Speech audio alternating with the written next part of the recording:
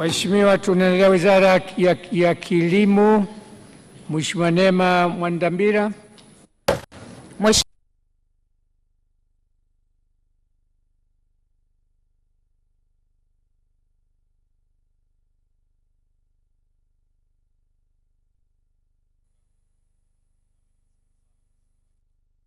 Kwa naibu waziri wa kilimo, na ahadi yangu kwake ni siku zote tu kazi itaendelea na tutaifanya kwa uaminifu. Mheshimiwa Spika, serikali imeendelea kutenga fedha ili kuwezesha mfuko wa pembejeo za kilimo kupata fedha za uendeshaji na mitaji kwa wakulima, hususan vijana na wanawake. Katika mwaka wa fedha 2024/2025 serikali iliidhinishiwa na Bunge shilingi bilioni 10 kwa ajili ya utoaji wa mikopo kwa vijana na wanawake. Vile katika mwaka wa fedha 2025/26 serikali imetenga shilingi bilioni 6 kwa ajili ya kukopesha wakulima kupitia mfuko huo.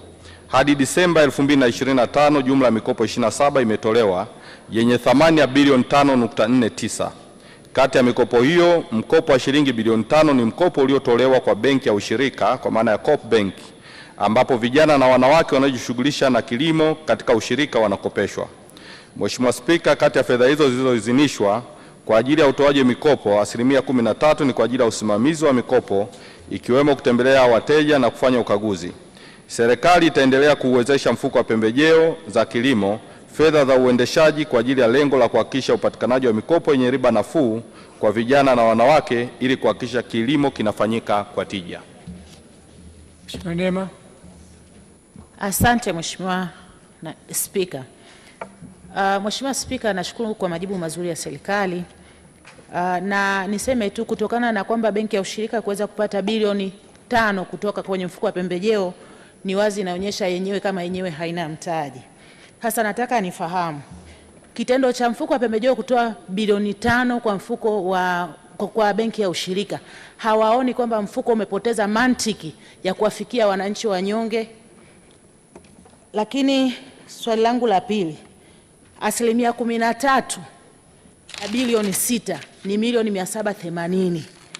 Hii inaenda kama kwa ajili ya uendeshaji wa mfuko. Sasa nataka kufahamu kitendo cha kuweka bilioni 780 kufuatilia madeni ambayo yameenda kwenye ni mikopo 27 tu, hawaoni kama haya yatakuwa ni matumizi mabaya ya rasilimali za taifa? Asante. Mheshimiwa Waziri. Asante sana Mheshimiwa Spika.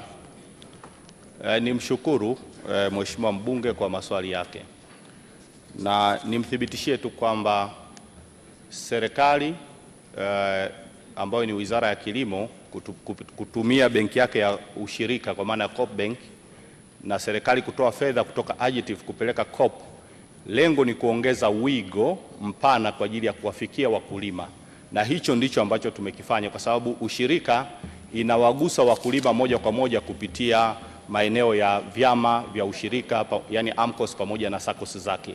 Kwa hiyo tumefanya hivyo kwa lengo la kuboresha ili tuweze kuwafikia wakulima wengi, na mikopo yote hii inayotolewa inatolewa kwa 7%, asilimia ambayo haiko katika benki nyingine yoyote inayotolewa.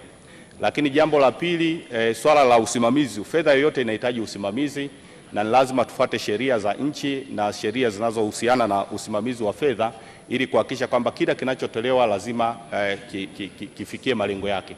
Na hili lililowekwa ni lengo, na sio kwamba fedha zote ambazo zimetajwa hapa zinatumika kwa 100% kama ambavyo tumeainisha. Kwa hiyo hiyo ni kama target tu katika mwaka, lakini kiukweli katika matumizi inakuwa ni pungufu na hicho ambacho Mheshimiwa mbunge amekiainisha. Asante Mheshimiwa Spika.